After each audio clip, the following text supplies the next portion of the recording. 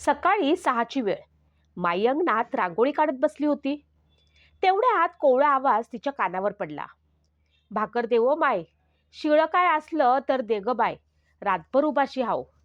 माईनं आश्चर्यमिश्रित नजरेनं तिला वरपासून खालपर्यंत न्याहाळली. काळी सावळीच पण चापून चोपून 2 वेण्या घातलेल्या, कमरेवर एक लेकरू, सुती कपड्यात घट्ट गुंढाळलेलं. वय असावं 10-12 वर्ष. डोळे मात्र टपोरे, पाणीदार. अगं, एवढ्या पहाटेस कुठून आलीस? आणि ह्यापूर्वी पाहिली नाही तुला? माय, आता नाही का नदीला पाणी सोडलं होतं, सारं खोपटात शिरलं आणि सगळंच वाहून गेलं. मग आसरा शोधत शोधत हितवर आलो. तिकडं टेकड्यावर टुमार झोपडं बांधलंय. बापाचा काय पत्त्या नाही. माई माय, मी आणि ह्यो भाऊ राहतोय तिकडं. बापाचा पत्ता नाही म्हणजे? म्हणजे लोक म्हणतात पुराच्या पाण्यात वाहून गेलं असन. माय म्हणती त्याला आमच्या संग राहायचं नव्हतं. बरं बरं, थांब, आलेच मी. माई आत गेली. अन्न तर शिल्लक नव्हतं, पण ब्रेडचा पुडा होता. त्याच्यासोबत थोडं दूध घेऊन बाहेर आली. आणि ही प्राजक्ताचा अंगणभर पडलेला सडा वेचीत होती. एक एक फुलं अलगद. माईला बघून उठली. मी तुम्हाला काय मदत करू का? अगं, भूक लागलीये ना, खाऊन घ्या ती. तशी ती तिच्या भावाला घेऊन बसली खाली. आधी त्याला 2 ब्रेड भरवले. भुकेला जीव तो. बहिणीच्या हातानं भराभर जेवला आणि मग जरा खेळत बसला. मग तिनेही 2 ब्रेड खाल्ले आणि 2 बांधून ठेवले. कदाचित आईसाठी असेल. मग खाली सांडलेले कण उचलून बाजूला टाकले. हात धुवून भावाचं तोंडही स्वच्छ पुसलं आणि परत माईला काहीतरी काम सांगा म्हणून मागे लागली.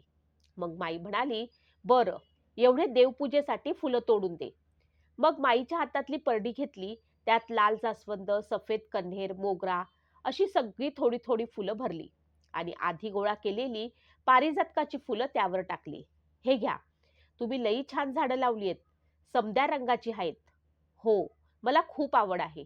माईने परडी हातात घेतली आणि जास्वंदाला एक फूल राहिलं होतं, ते तोडलं. माईला वाटलं तिला हात पुरला नसेल. मोगऱ्याला देखील 2-3 फुलं होती. माई तिकडे वळाली. तशी ती म्हणाली, तसं नवं, पण राहू द्या की तेवढी फुलं. का ग, तुला हवीत का? नाही. पण माय म्हणती, समधी फुलं तोडू नये. फुलं म्हणजे लेकरं असतात ना झाडाची. समधीच तोडली की झाडं कसं तरीच दिसतंय. एखादं दुसरं फुल असलं तर लेकूरवाळं दिसतं. माईला तिची ही कल्पना आवडली आणि हात मागे घेतला. नाव काय ग तुझं? राणी. फुलराणीच जशी. अन ह्यो किसना. वा, छान. माय, जातो म्या. अन माया मायसाठी बी काही काम असन, धुणं भांडी तर सांगा. बरं. ती वळली तशी माई तिच्याकडे बघतच राहिली. केवढीशी पोर, पण समज किती. टापटीपपणा, मदतीची तयारी. दुसऱ्या दिवशी परत तेच. सकाळी 6 वाजता ती माईच्या आधीच हजर. तिने बळेच माईच्या हातातला फडा घेऊन अंगण झाडलं. आज मनानेच तिने फुलं तोडून ठेवली. माईनं सडा टाकल्यावरती तिने रांगोळी काढली. मग माईला शिळं काही असेल तर द्या म्हणाली. काल काहीच अन्न शिल्लक न राहिल्याने माईला वाईट वाटलं होतं. म्हणून तिने आज मुद्दामच 2 भाकऱ्या ठेवल्या होत्या. का कोण जाणे, पण माईला ठेवाव्याशा वाटल्या तिच्या नावावर आणि ती आलीच. माईला 4 कामं मिळालीत. मी बी रोज सकाळी येऊ का तुम्हाला मदतीले? फकस्त 1 भाकर देत जा.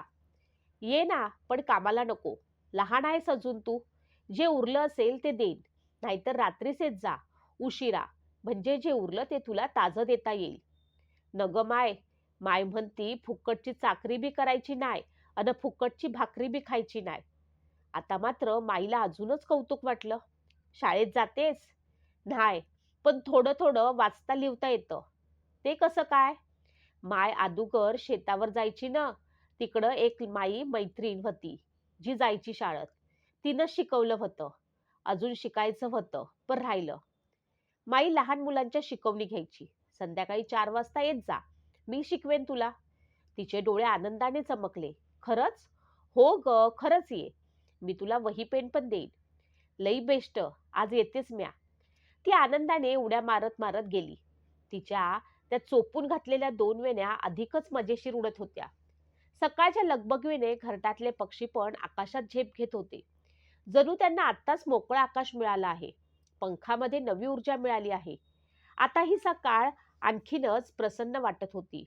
जणू पूर्ण दिवसाची ऊर्जा आत्ताच साठवून घ्यावी आणि दिवसभर ती सत्कारणी उधळत राहावी. आणि माईचा दिवस असायचाही असाच. शिकवणीतली निम्मी अधिक मुलं कामगारांचीच होती.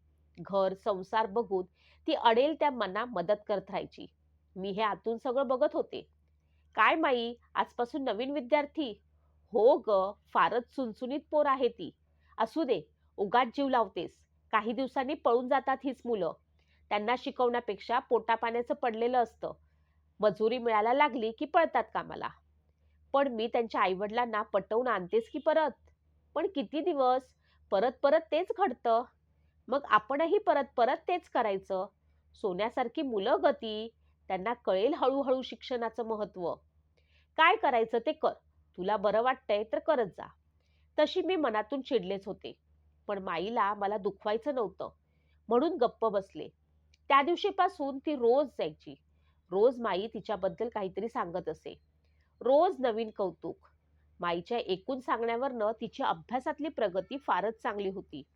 शिकवणी झाली की ती घर नीटनेटकं करायला मदत करायची. तिला मुळातच ते आवडायचं. बरेचदा माझी अस्ताव्यस्त पुस्तकं पण ती आवरून ठेवत होती. मी लहानपणी जपून ठेवलेलं चांदोबाचं मासिक तिच्या हाती लागलं. माईला विचारून तिनं ते वाचून काढलं. एकदा ती माईला म्हणाली, "माई, मी एवढी काळी का आहे व?" "का ग?" असं अचानक विचारलंस? "नाही, बघते म्या. गोरी माणसं छान दिसतात. त्यांना कोणते बी कपडे छान दिसतात. लोक बी त्यांच्याशी प्रेमानं बोलतात. कुठं बी तेच उठून दिसतात." "अगं, बाहेरच्या दिसण्यावरती जाऊ नये माणसानं. पण लोक दिसण्यावरच आधी जातेत नव. हे बघ, प्रथम दर्शनी असं असलं तरी एकदा का त्या माणसाचे सद्गुण, कौशल्य, स्वभाव कळाला की दिसणं ह्या गोष्टी दुय्यम ठरतात. अगं, पुरुषोत्तम राम ही सावळाच आहे. श्रीकृष्ण सुद्धा. काळ्या कनिभिन्न पाषाणातून गोड पाण्याचा निर्झर झरा वाहत असतो. तू इतकी हुशार आहेस. इतका गोड तुझा स्वभाव आहे. कितीतरी गुण आहेत तुझ्या अंगी. तू कायम हसरी असतेस. तू सतत इतरांना आनंद वाटत असतेस. अगदी बागेतल्या ताज्या फुलांसारखा. म्हणून तर मी तुला फुलराणी म्हणते. तू जशी आहे तशीच राहा." आईने बरेच प्रयत्न करून तिचं नाव शाळेत घातलं होतं. ती आता बराच वेळ आमच्याच घरी असायची. पुस्तकांमध्ये फारच रमायची. एक दिवस ती माझे पुस्तक आवरत असताना माझी मोठी डिक्शनरी तिच्या हातून पडली आणि तेवढ्यात मी तिथे पोचले. "काय करतेस तू? कळत नाही तर कशाला हात लावतेस माझ्या वस्तूंना?" "सॉरी दीदी, चुकून पडलं. पण काय हाय ते? एवढं मोठं पुस्तक? कशाला हव्यात तुला नसत्या चौकशा? अडाणी कुठली? नाव देखील उच्चारता येणार नाही तुला त्याचं. डिक्शनरी म्हणतात त्याला." डिश डिश डिश तिचे शब्द तिथेच अडखडत राहिले. माझी 10वी झाली आणि मी पुढील शिक्षणासाठी पुण्यात गेले. अधूनमधून माईच्या तोंडी तिचं नाव असायचं. गाव सोडून 8 वर्ष झाली. माझं इंजिनिअरिंग संपून आता जॉब करत होते. एक दिवस बाईक बिघडल्यामुळे मी सिटी बसने जात होते. जवळ बरचसं सामान होतं. तिकीट काढण्यासाठी कशीबशी पर्स उघडली तर पैसे खाली पडले. हातातल्या सामानामुळे धड वागताही येईना. मग कंडक्टरनेच ते उचलून दिले. Ladies conductor. दोन्ही हातात काचेच्या बांगड्या, मध्यम आकाराची टिकली, त्याखाली कुंकू, जाड जाड मण्यांचं मंगळसूत्र, सडपातळ काळी पण चमकदार डोळे. चेहरा जरा ओळखीचा वाटला. डोक्याला ताण देण्याआधीच ती म्हणाली, "दीदी, तुम्ही ओळखलं का मला? तू राणी." खरं तर एवढ्या लोकांमध्ये मला तिला ओळख द्यायचं जीवावर आलं होतं. पण अचानक तोंडातून निघालं आणि ओळख दिल्या वाचून सुटकाही नव्हती. तसं तिच्या ह्या वेशाबद्दल आश्चर्य वाटत होतं. ते पण जाणून घ्यायचं होतं. "हो, राणीच मी. इथे कशी?" "अहो दीदी, माईंनी 10वी पर्यंत शिकवलं. नंतर माईंकडे एका आश्रमातल्या मावशी आल्या होत्या. त्यांच्या इथल्या अनाथ मुलांविषयी सांगत होत्या. म्हणाल्या, मुलगा ड्रायव्हर म्हणून सरकारी खात्यात लागलाय. खूप सद्गुणी आहे. तशीच मुलगी हवीये." माईंनी माझं नाव सुचवलं. आधी माझी माय तयार नव्हती. पण माईंनी खूप समजावलं. मग तयार झाली. लग्नाला 1 वर्ष झालं आणि ह्यांचा ॲक्सिडेंट झाला. एक पाय गमावला. त्यांच्या जागेवर अनुकंपा तत्वावर मला नोकरी मिळाली. त्यांनी ही जिद्द नाही सोडली. मला म्हणाले, "मी घर सांभाळीन. घर बसल्या शिकवण्या घेईन. तू बाहेर पड." खरं सांगू, माईंनी शिकवलं म्हणून आज घर सावरू शकले, ह्यांना आधार देऊ शकले. त्यांचं ऋण आहे माझ्यावर, त्यांची परतफेड नाही करू शकत, पण त्यांचं व्रत पुढे चालू ठेवलंय. माझा नवरा घरी शिकवण्या घेतो आणि एक वेळ आश्रमातल्या मुलांना शिकवायला जातो. तिचे डोळे पाणावले, कृतज्ञतेने, आनंदाने, अभिमानाने. आणि मी स्तब्ध. खरंय, कोण सुशिक्षित? आज माईच्या छोट्याशा उपकाराची जाणीव ठेवून तिनं घेतलेला निर्णय कौतुकास्पद होता. कुठून आणली होती ही जिद्द, हिंमत? स्वतः एवढ्या चिखलात रुतलेलं असताना कमळाप्रमाणे इतरांना आनंद वाटायचं कुठून शिकली असेल? माई खरंच म्हणायची, ती खरंच फुलराणी होती, फुलराणी. या कथेचे लेखक कोण आहेत ते माहीत नाही, पण कथा मात्र मनाला खूप भावली, म्हणून तुमच्यासोबत शेअर केली. तुम्हाला ही कथा आवडली असेल तर नक्कीच लाईक करा आणि शेअर करा, कारण अशा प्रेरणादायी कथा खरोखरच सर्वांपर्यंत पोचल्या पाहिजेत, ज्यामुळे असे कार्य जो कोणी करत असतील त्यांना देखील प्रेरणा नक्कीच मिळतील.